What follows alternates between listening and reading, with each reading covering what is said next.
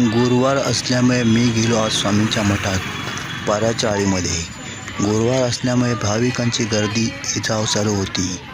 स्वामींचं दर्शन घेतलं आणि स्वामींचं नामस्मरण करून मी निघालो. मठ हे सुंदर, आलात तर नक्की कधी भेट द्या. श्री स्वामी समर्थ. जय जय स्वामी समर्थ. मित्रांनो, एक लक्षात ठेवा, वाईट प्रसंगी सर्व साथ सोडतात, पण ते समर्थ आहेत.